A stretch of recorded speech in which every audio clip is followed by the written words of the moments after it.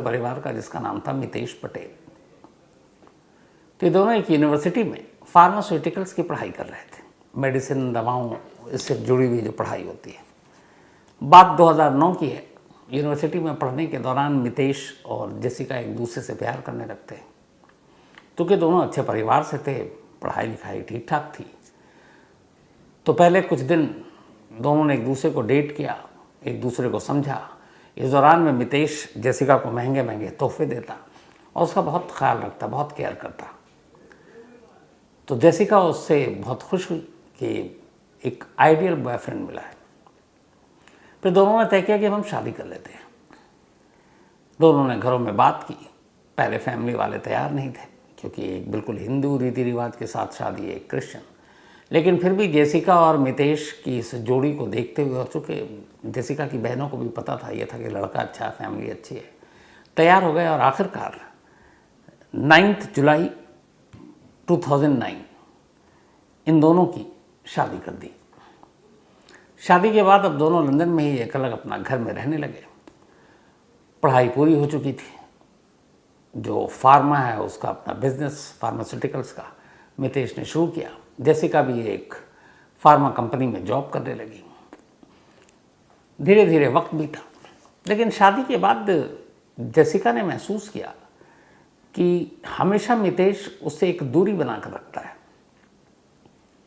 कुछ दिन लगा कि चलो हो सकता है कोई मजबूरी है, क्या है, लेकिन धीरे धीरे वक्त बीता, शादी को साल बीत गए, वो कभी करीब नहीं आया। दोनों के बीच में जो एक पति पत्नी के बीच में रिश्ता होता है, वो उन दोनों के बीच में वो रिश्ता बना ही नहीं। एक रोज़ जेसिका ने अपनी बहन को ये बात बताई, तो बहन ने कहा कि हो सकता है कुछ प्रॉब्लम हो, बट लड़का अच्छा है, तुम किसी तरह निभाओ। धीरे धीरे वक्त बीता, लेकिन 2 साल के बाद अब मितेश का बिहेवियर भी चेंज हो गया। अब वो पूरी तरह से जेसिका को कंट्रोल करने लगा। जो पहले इतना केयरिंग था, अब एकदम बदल गया। बात बात पर लड़ना, झगड़ना, टॉर्चर करना, ये सब शुरू हो गया। लेकिन फिर भी दोनों साथ रहते। जेसिका अपना घर बचाने की कोशिश करती रहती। धीरे धीरे वक्त बीता। एक रोज़ अचानक जेसिका की नज़र उसके लैपटॉप पर पड़ी, मितेश के। तो उसने उस लैपटॉप पे देखा, तो उसने देखा कि इसमें बहुत सारे ऐसे डेटिंग ऐप्स हैं जो गे से रिलेटेड है, समलैंगिक्स। तो उसे बड़ी हैरानी हुई। फिर उसने जब सारी चीज़ें देखी तो उसे लगा कि अच्छा, हम दोनों के बीच दूरी इसीलिए कि शायद मितेश गे है। अब उसके ऊपर तो एक तरह से पहाड़ टूट पड़ा। लेकिन फिर भी अब उसने इस बारे में बात करनी शुरू की तो मितेश उस पर उल्टा भड़क उठा। अब किसी तरह से ज़िंदगी की गाड़ी आगे बढ़ रही थी। इसी दौरान में मितेश ने अपना एक फार्मा का एक बिज़नेस अपने हिस्से से शुरू किया, और जहाँ पे रहता था वहाँ से करीब 60 मील दूर उसने एक नया घर लिया, और पति पत्नी दोनों वहीं शिफ्ट हो गए। वहाँ जब शिफ्ट हुए तो फिर मेहमानों आने जाने का सिलसिला लगा रहा। उन्हीं में से एक डॉक्टर अमित थे। डॉक्टर अमित मितेश के दोस्त थे, और वो अक्सर उसके घर आया करते, देर देर तक घर पे ठहरते। और अमित और मितेश की उम्र लगभग हम उम्र थे। एक रोज़ अचानक जेसिका ने मितेश का मोबाइल घर पे ही था, और वो घर के अंदर ही था, वॉशरूम में। उसने मोबाइल उठाया तो देखा टेक्स्ट मैसेज है। मैसेज पढ़ा तो डॉक्टर अमित ने मैसेज भेजा था। मैसेज पढ़कर होश उड़ गए जेसिका के। उस मैसेज में वैसी सारी बातें लिखी थी जो एक लड़का और लड़की जब एक दूसरे को प्यार करते हैं तो उस तरीके से साथ ज़िंदगी बसाना है, ये। अब जेसिका को लगा कि ये क्या है। फिर उसने रिकॉल करना शुरू किया कि अक्सर अमित उसके घर आता है, देर देर तक रहता है, दोनों एक कमरे में रहते हैं, और वो उसके साथ बैठता नहीं है। जब कभी फ़ोन आता है तो वो दूसरे कमरे में चला जाता है या छत पर चला जाता है, उसके सामने फ़ोन पर बात नहीं करता। टेक्स्ट मैसेज उसने वैसे ही देख रखे थे, डेटिंग ऐप उसने वैसे ही देख रखे थे। अब ये सारी चीज़ें मिलाकर धीरे धीरे इतना बढ़ गया कि अब दोनों में भयानक झगड़ा होना शुरू हो गया। इसी दौरान में बड़ी खामोशी से एक रोज़ मितेश पटेल ने जेसिका के नाम पे 2 मिलियन का इंश्योरेंस करा दिया। 2 मिलियन का इंश्योरेंस कराया, और ये इंश्योरेंस करा कर रख लिया। उधर अमित के साथ उसकी बातचीत जारी थी। घर में झगड़ा बढ़ रहा था। लेकिन 2016 में अचानक डॉक्टर अमित को कोई जॉब मिला, और वो लंदन से ऑस्ट्रेलिया चला गया। अब जब ऑस्ट्रेलिया गया तो वो बड़े मितेश अमित दोनों बड़े उदास, बिल्कुल एकदम एक गर्लफ्रेंड और बॉयफ्रेंड जैसे कि बिछड़ रहे हैं, जुदाई का वक्त है। लेकिन वो चला गया। अब ये हुआ कि अब मुलाकात तो नहीं होती, लेकिन दोनों घंटों फ़ोन पे लगे रहते हैं, टेक्स्ट मैसेज पे लगे रहते हैं, व्हाट्सएप पे लगे रहते हैं। और ये सारी चीज़ें जेसिका को पसंद मतलब मालूम थी। अब लगभग शादी को 9 साल बीत चुके थे, 2018 आ गया था। 2017 से जेसिका ने अपनी बहनों से कुछ बातें शेयर की, तो उन्होंने कहा देख, हो सकता है कि कुछ बदलाव आ जाए, तू एक काम कर। आजकल दुनिया में बहुत सारे ऐसे लोग हैं जो माँ बाप नहीं बनते हैं, साइंस ने रास्ता खोल रखा है। तो एक IVF भी एक ज़रिया है। बहुत सारे लोग हैं जो माँ बाप बनते हैं, जो टेस्ट ट्यूब होता है, तो उसके ज़रिए आप बन सकते हैं माँ। तो IVF के थ्रू बहुत सारी गोदें भरी गई हैं। तो जेसिका को समझाया कि शायद तेरी गोद अब तक सूनी है, घर में कोई है नहीं, इसलिए भी मितेश इधर उधर भटक रहा है। एक बार अगर घर में बच्चा आ जाए तो शायद वो भी बदल जाए। अब लेकिन हो कैसे, दोनों के बीच में पति पत्नी के संबंध कभी बने नहीं 9 साल में। तो कहा कि साइंस बहुत तरक्की कर गया, बहुत सारे ज़रिया हैं और जिससे लोग माँ बाप बनते हैं, सूनी गोद आबाद हो जाती है। उसी में से एक IVF है, टेस्ट ट्यूब बेबी। आपने इसके बारे में सुना ही होगा। तो इसको कई बार ये भी होता किराए का कोख, कि आपके भ्रूण को एक तरह से पहले किसी में और, मतलब एक होता है बच्चा पैदा करने का तरीका इंटरनल, एक होता है एक्सटर्नल, जो आप किसी के भी कोख में उसको इम्प्लांट कर सकते हैं और फिर वो बच्चा पैदा होता है। IVF इसके लिए एक बड़ा सही रास्ता है। तो जेसिका को तैयार किया उसके घर वालों ने कि तू IVF के थ्रू माँ बन जा। जेसिका भी तैयार हो गई। अब उसने एक डॉक्टर, एक क्लिनिक का अपॉइंटमेंट लिया। 3 अटेम्प्ट किया, 3 कोशिश हुई, तीनों कोशिश नाकाम। और ज़्यादा उदास रहने लगी जेसिका। इधर मितेश पति का कोई साथ नहीं मिल रहा है। लेकिन मितेश हमेशा उसके IVF वाला जब भी वो सेटिंग होती वो ज़रूर जाता था साथ, और इस बात से बेखबर थी जेसिका कि ये क्यों जाता है, इतना उस वक्त केयर क्यों करता है। तो जब जब जाता बहुत ध्यान रखता। आखिरकार 4th अटेम्प्ट में, चौथी कोशिश में, ये बात है 9 मई 2018, 9 मई 2018, 4th अटेम्प्ट जब हुआ IVF का, चौथी कोशिश में, वो सक्सेसफुल हो गया, कामयाब हो गया।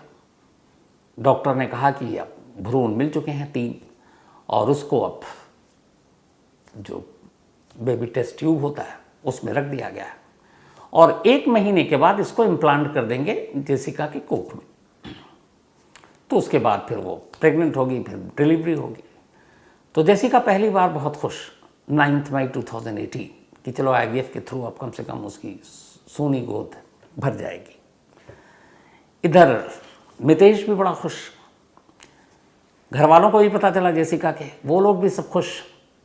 10 मई को, बल्कि इसके बाद 9 मई को ये खबर आई, 10 मई को जेसिका अपने घर गई, लोगों से मिली। अब ये हुआ कि चलो सब ठीक हो जाएगा, मितेश भी बदल जाएगा। उसके बाद लोग घर आ गए। लेकिन 4 दिन बीतते हैं, 14 मई की तारीख आती है। 14 मई की शाम 7:10 पर जेसिका अपने जॉब से वापस घर लौटती है, जिस फार्मेसी की कंपनी में वो काम करती थी। जब वो घर लौटती है तो उसके बाद फिर उसका कुछ पता नहीं चलता। थोड़ी देर के बाद मितेश घर पहुंचता है।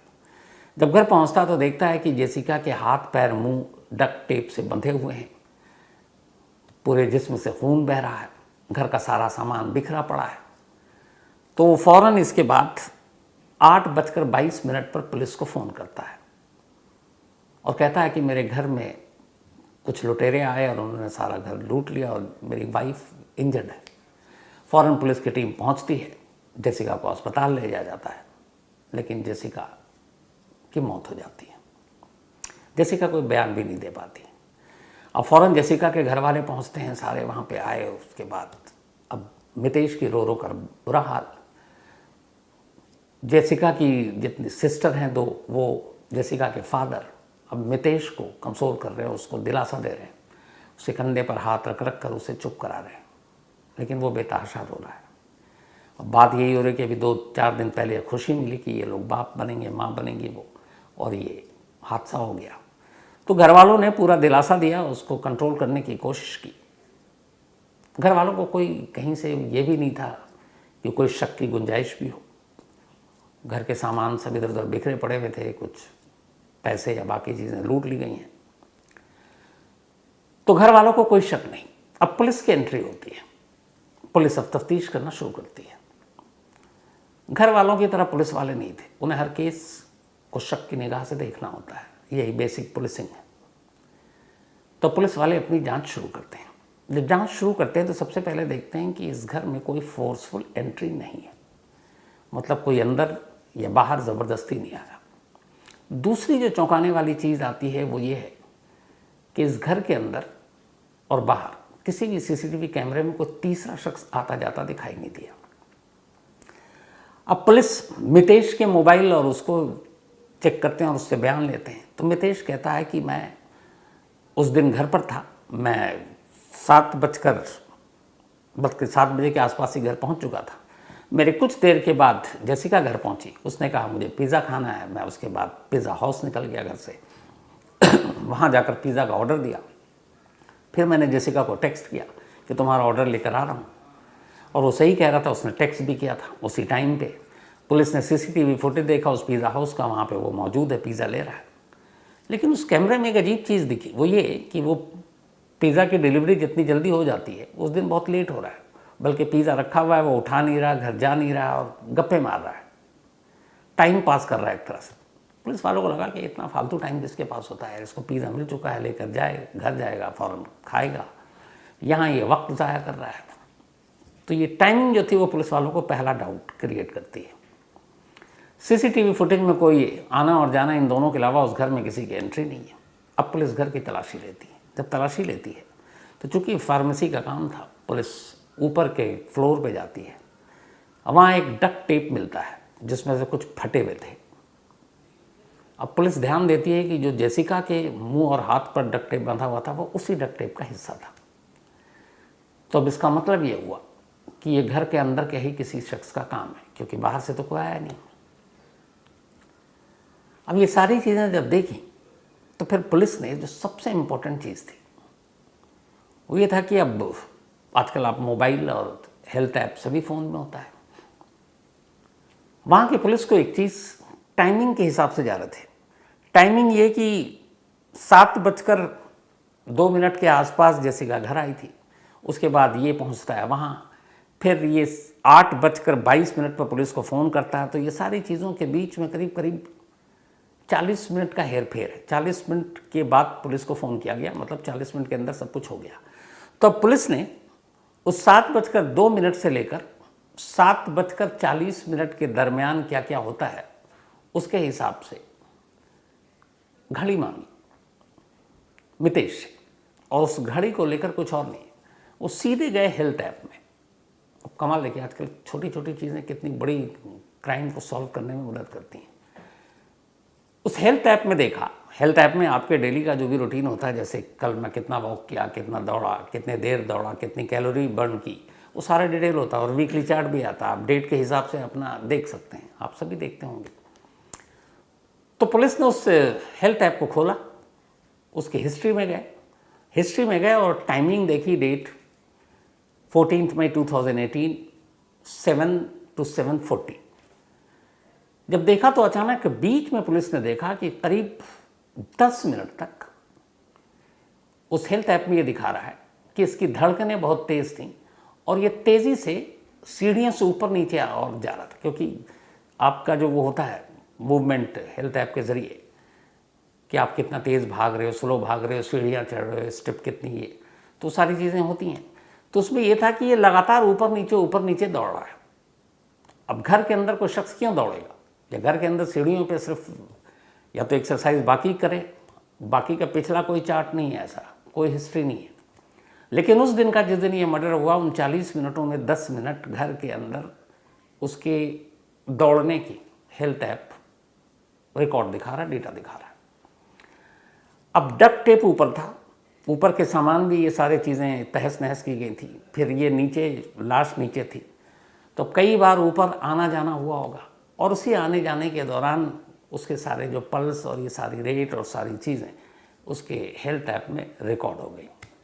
इसको जब पुलिस ने देखा, उसके बाद सीधे कत्ल के तीसरे दिन 14 मई को ये कत्ल हुआ, 17 मई को, जब CCTV footage, no entry, forceful entry कोई थी नहीं, बाहर से कोई आया नहीं, पिज़्ज़ा शॉप पे वक्त बर्बाद करना, और सबसे बड़ा सबूत हेल्थ ऐप, उन 10 मिनटों में इसके धड़कनों की रफ्तार जो दौड़ रही थी, भाग रही थी, इन सबूतों को सामने रखकर पुलिस ने मितेश को अपनी ही बीवी जेसिका के कत्ल के इल्ज़ाम में गिरफ्तार कर लिया।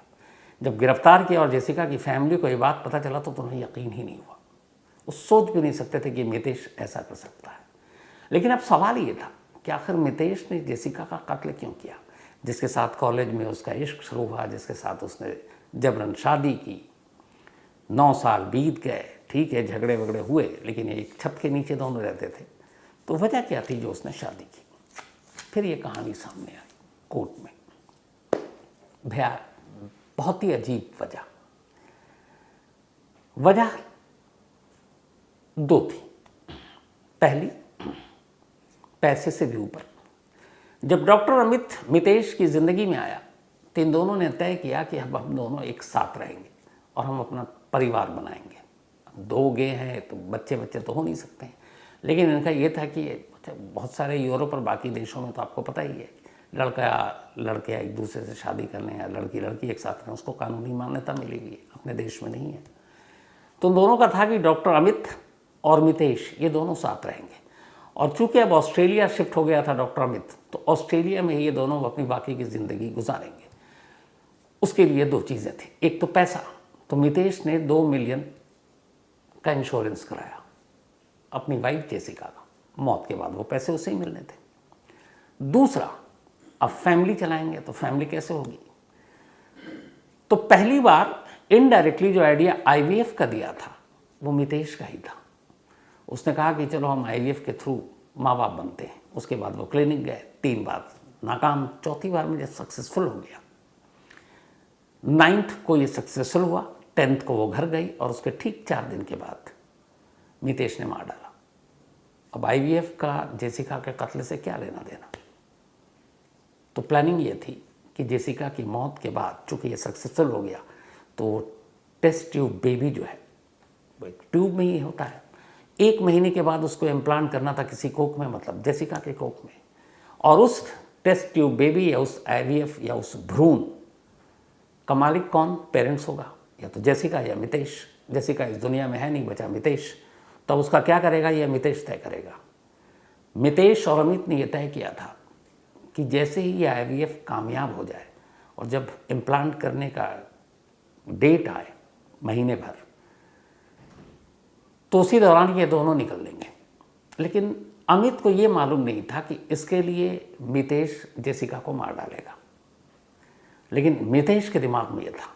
तो जैसे ही वो IVF सक्सेसफुल हुआ, उसने अमित के साथ रहने के लिए 2 मिलियन जो पाउंड था उसके लिए इंश्योरेंस की जेसिका को मारा। और अब आखिरी का जो प्लान था उसका ये कि उस भ्रूण को लेकर, उस टेस्ट ट्यूब बेबी को लेकर वो ऑस्ट्रेलिया चला जाएगा, अपना सब कुछ यहाँ बेचकर, और वहाँ जाकर वो डॉक्टर अमित के साथ रहेगा। और ये भ्रूण वो वहाँ किसी महिला को किराए पर कोख लेगा और उसमें डालेगा। उससे जो औलाद होगी, उस औलाद के सहारे वो और डॉक्टर अमित ये दोनों अपनी पूरी ज़िंदगी गुजारेंगे। दुनिया में तमाम तरह के लोग अजीब अजीब चीज़ें सोचते हैं। आप लोगों से पूछना चाहता हूँ कि क्या कोई इस तरह से भी सोचता है? क्योंकि मैंने बहुत सारी क्राइम की स्टोरीज़ की या सुनाई आपको कहानियाँ। ऐसी प्लानिंग और ऐसा मोटिव और ऐसा मकसद इससे पहले मैंने सुना ही नहीं था। इंसान का दिमाग कहीं भी जा सकता है। तो ये थी आज की कहानी। अब आपसे मुलाकात होगी कल रात 9 बजे किसी नई कहानी के साथ। तब तक अपना और अपनों का ख्याल रखिएगा। Thank you very much.